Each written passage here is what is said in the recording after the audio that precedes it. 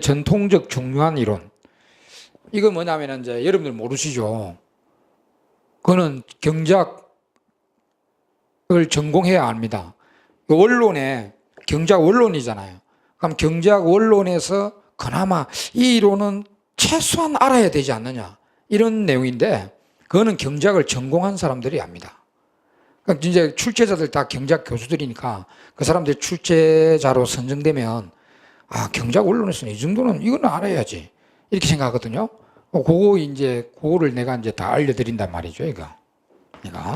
그래서 요거는 이제 그때 수업 시간에 제가 수업 시간에 강조해 드립니다. 강조해 드리니까 요거는 이미 다 적어 놨고요. 요거는 어느 장에 어느 나오는 다 적어 놨으니까 이거는 100%고 요거는 이제 출제 확률이 50% 이상인데 요게 내용이 많아요, 이거. 요게 내용이 많은데 요거 이제 수업 시간에 제가 그때 요거는 출제 가능성이 50% 이상이다 이렇게 말씀을 드립니다. 그러면 요 파트는 별표 하나, 요 파트는 별표 둘 됐습니까? 계산 문제는 전부 다. 계산 문제는 전부 다. 이 별표 3개거든 원래.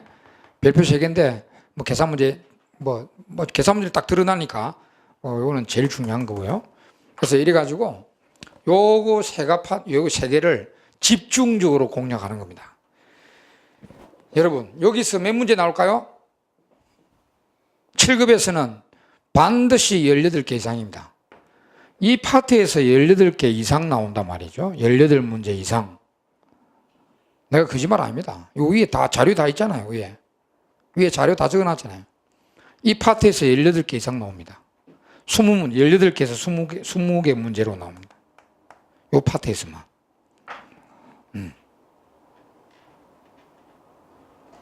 근데 여러분 이 파트가 우리 경작 원론 전체에 경작 원론 전체에서 이 파트가 학습 분량으로 30%밖에 안 됩니다.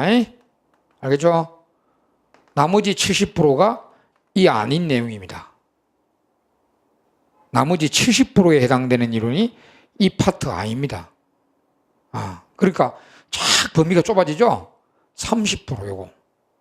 근데 이 70%를 안 할 수도 없는 게 이 70%를 안 하면 요거 이해가 안 되기 때문에 왜냐하면 경작은 강론으로 된 게 아닙니다. 1장 끝나고 2장 새로 들어오고 3장 새로 들어오고 이게 아닙니다. 쫙 연계되어 있습니다. 진짜 여러분 공부해보면 7가지 과목 중에 우리 7급의 7가지 과목 중에 가장 논리적이고 체계적인 학문이라고 여겨질 것입니다. 경작이 앞뒤가 딱딱 맞아떨어져요. 그런 학문인데 이걸 안 하고서는 이걸 할 수가 없거든. 근데 요거는 이제 깊게 하지 말아야 죠 거기 밑에 적혀 있죠. 몇 번, 어디에? 3번에, 밑에 3번에 위에 언급한 부분 외의 이론은 수준 높게 공부할 필요도 없이 용어나 기본 개념만 이해하는 수준으로 부담 없게 학습한다. 이래 됩니다. 자, 이 70%에 해당, 요걸 하기 위해서, 요 30%에 하기 위해서 요걸 하긴 하는데 깊게 할 필요가 없는 거죠. 절대로 깊게 공부할 필요가 없어요. 요거 깊게 공부하면 시험 떨어집니다. 깊게 합시. 용어나 기본 개념 정도만 알면은 요거를 할 수 있기 때문에 용어나 기본 개념 정도만 이해하는 수준으로 공부하면 됩니다. 이걸 치사 선택을 잘한다. 그래야 됩니다. 요 파트 딱 들어오면 와 이거 중요하네. 완벽하게 공부하고 요 파트 저 어떻게 공부하시라고 그거 당구장 표시해놨죠? 뭐라고 했습니까? 그 당구장 표시 위 내용들은 편법이나 외우기식으로 학습해서는 안 됩니다. 이게 이제 수험생들의 그 착각인데 이런 파트 이제 중요한 파트거든. 이거 꼭 나온다 했잖아요. 외워보자 그냥. 꼭 나온다. 그래 근데 외우자 이거. 틀리는 지름길입니다. 경작은 외우는 과목이 아닙니다. 딱 내가 공부한 외운 거 있죠. 그대로 놓으면 맞출 수 있는데 약간 꼬아버리면 다 틀려버립니다. 이해를 완벽하게 해야 돼요. 그래서 이 파트만은 계산 문제는 내가 하여튼 무조건 강조했고 요거 하고요. 이쪽은 내가 딱 들어오잖아요.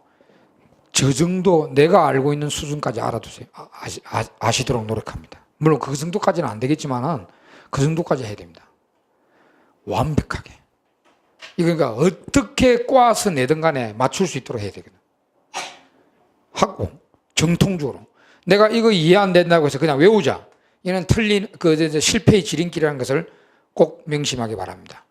처음에 이해하기 힘들어도 계속 이 파트만은 내가 이해할 때까지 계속 잡고 물고 늘어져야 됩니다. 근데 이쪽에 오면 이거는 뭐 깊게 할 필요 없는 부분이네. 그냥 부담 없게 생각해야 돼, 이거는. 이거는. 근데 참 이제 수험생들의 그 욕심이 그렇잖아요. 나도 뭐 수험생들 해봤고 했으니까 이 하다 보면은 다 잘하려고 합니다. 그래서 여기도 잘하고 여기 필요 없는 부분도 열심히 하려고 하거든. 그게 이제 정력 낭비입니다. 정력 낭비.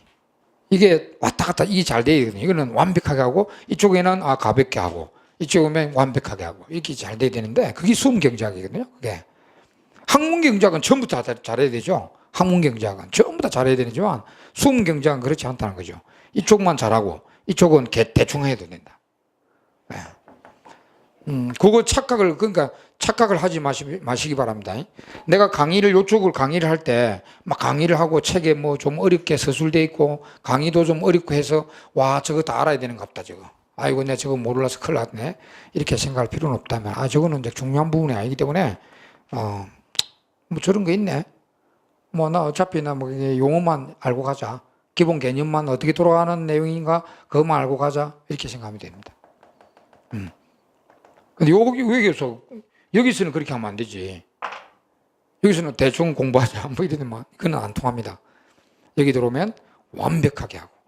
이게 지금 이런 피부로 느끼지는 못할 겁니다. 이게는 지금 내가 처음 공부하고 하는데 저거 뭐지 저거? 뭐 이렇게 생각할 수도 있습니다. 근데 가면 갈수록 자꾸 이제 느끼게 되니까 요 프린트를 책에 항상 앞에 꽂아 놓고요.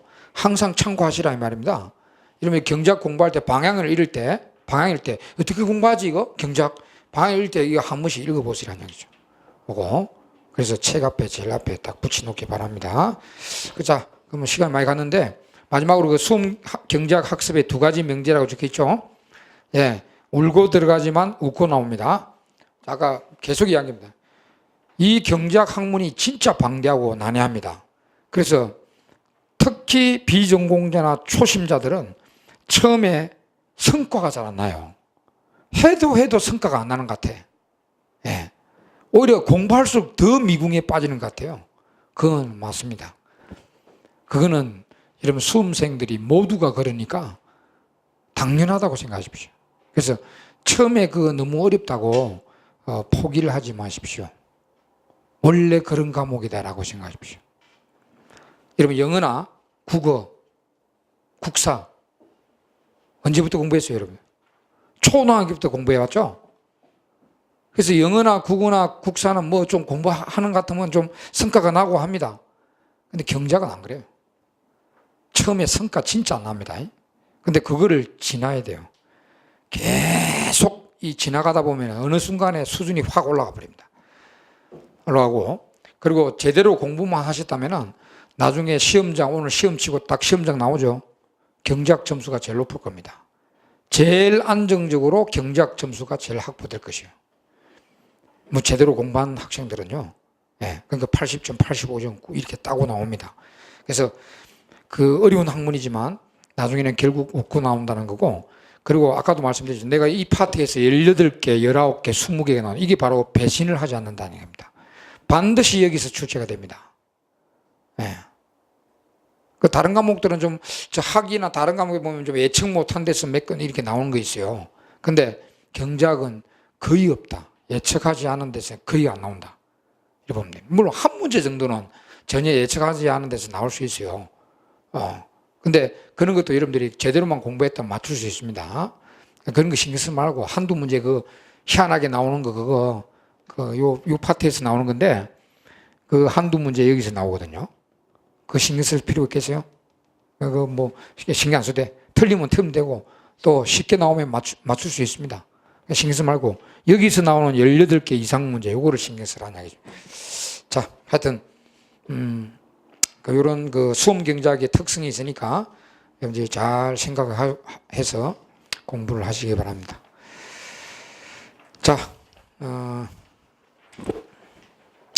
그럼 이제 이상 최근 출제 경향봉과 단기 고득점 전략은 이상으로 하고 이제 바로 진도 들어가겠습니다.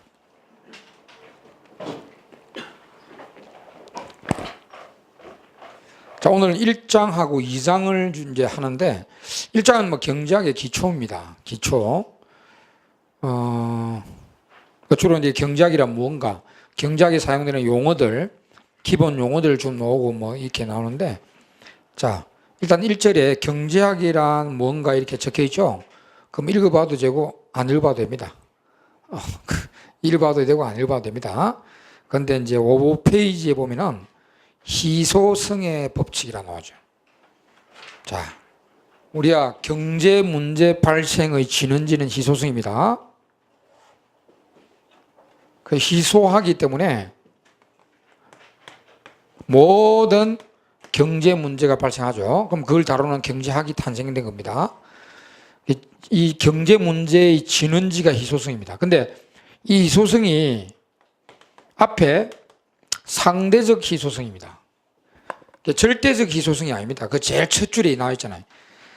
상대적으로 희소해서 모든 경제 문제가 발생하는 것을 말합니다. 이게 무슨 말이냐? 그럼 예를 들어서 여러분, 물이